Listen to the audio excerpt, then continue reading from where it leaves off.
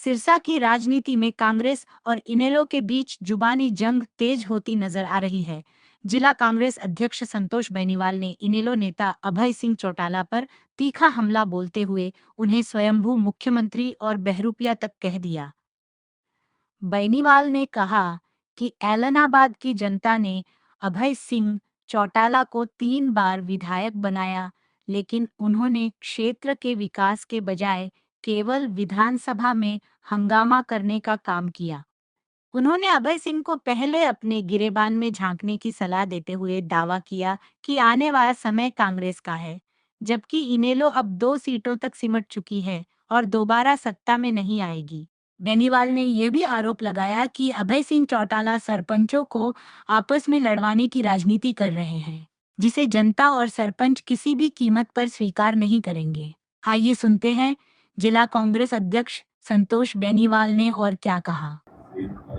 कि एक बहरूपिया 2-3 दिन से ऐलनाबाद हलके के दौरे कर रहा है और वो ये कह रहा है कि जो मौजूदा विधायक है उसको जनता ने चुन तो दिया,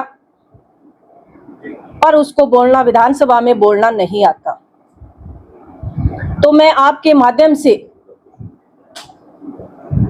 मैं उस चौधरी अभय सिंह जी से पूछना चाहती हूं कि आपने 4 बार आप एमएलए रहे, तो आपने विधानसभा में बोल के कौन सा झंडा बुलंद कर दिया? एक भी काम उनको टीस है इस चीज की कि मेरे पत्रकार साथी ने उनसे सवाल पूछा कि कांग्रेस के जिला अध्यक्ष ने अपने पेज से कुछ शेयर किया है और कुछ जवाब मांगा है, तो वही जवाब था मेरा, सवाल था मेरा कि 20 साल में आपने ऐलनाबाद विधानसभा के लिए क्या किया है? वो बड़े बड़े वादे करते हैं और वो कहते हैं कि हमें बोलना आता है। और उन्होंने एक बात यह कही थी गांव में जाके कि जब मैं विधानसभा में बोलता था तब लोग कैमरे के आगे, टीवी के आगे बैठ जाते थे और मुझे सुनते थे। तो मेरा आज फिर वही सवाल है कि चौधरी साहब, आपने विधानसभा में बोल के ऐलनाबाद के लिए क्या किया है? और दूसरी बात, उन्होंने ये कहा कि जो कांग्रेस की जिला अध्यक्ष है और जिसने मेरे से सवाल किया है उसका वजूद क्या है? बहुत बड़ा क्वेश्चन है ये कि एक महिला जो हरियाणा के अंदर एकमात्र महिला जो डिस्ट्रिक्ट प्रेसिडेंट बनी है और आज उसके वजूद की बात की जाती है, तो मैं चौधरी साहब को बताना चाहूंगी कि मेरा वजूद जो है, आज मैं सरपंच एसोसिएशन की राष्ट्रीय उपाध्यक्ष हूं और प्रदेशा उपाध्यक्ष भी हूं और डिस्ट्रिक्ट प्रेसिडेंट भी हूं, और संगठन ने मुझे चुना है और आज आपने संगठन को चुनौती दी है।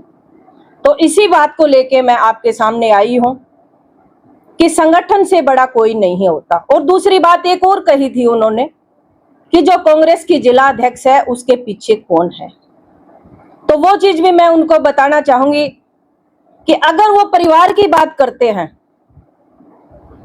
तो एक आवाज लगाती हूं मैं आज परिवार को, और एक साइड अभय सिंह जी अपने परिवार को आवाज लगाएंगे। देखते हैं कितनी देर में किसका परिवार उसके पीछे खड़ा होता है। आज विधानसभा के अंदर भी पीछे बोलते थे तो वो अपने परिवार पे कटाक्ष करते थे, मुद्दों पे कभी बात नहीं करी। मैं मुद्दों पे ही बात करती हूँ और मुद्दे पे ही चर्चा करती हूँ। मेरा विषय नहीं था कि मैं व्यक्ति विशेष पे बात करूं, पर उन्होंने मजबूर कर दिया कि मैं व्यक्ति विशेष पे बात करूं, क्योंकि आज जो आन और बान और शान की बात है वो ऐलनाबाद विधायक के और डिस्ट्रिक्ट प्रेसिडेंट की बात आई है, तभी मेरे बोलने को मजबूर हुई थी। तो आज मेरा फिर यही सवाल है चौधरी अभय सिंह जी से कि एक पीछे, एक तो आप परिवार खड़ा कीजिए और दूसरी तरफ मैं मेरा परिवार खड़ा करती हूँ, और फिर भी पार्टी की बात करते हो।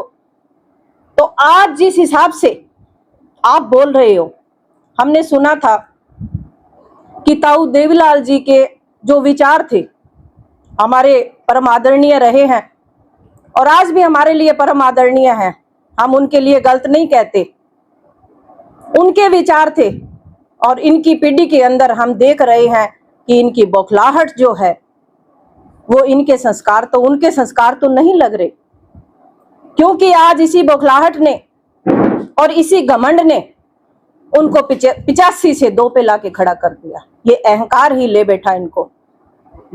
जो रात को मुख्यमंत्री बन के सोते हैं, प्रधानमंत्री बनने का सपना लेते हैं और इतनी ओछी मानसिकता रखते हैं कि आज एक महिला पे उन्होंने तंज कसने का काम किया। तो मेरा फिर ये एक सवाल है अभय सिंह चौटाला से कि अगर आपके पास कोई विकास की प्रक्रिया है, विकास की बात है, तो एलनाबाद के अंदर कितना आपने 20 साल के अंदर विकास किया है? फिर मैं वो वादे के साथ आपसे पूछना चाहती हूं कि आप मीडिया के सामने आइए और अपना विकास गिनाइए। उसके बाद में आप जो मौजूदा विधायक है, मौजूदा विधायक तो 3 साल से ही है। 3 साल की बात करें, 2.5 साल हुए हैं अभी, 2.5 साल में इनके पेट में दर्द होने लग गया। तो पहले 20 साल का विकास क्या है वो बताइए आप। अकेली विधानसभा में बोलने से कुछ नहीं होता। अगर लोगों के लिए काम किया है तो वो मीडिया के सामने आके रखें।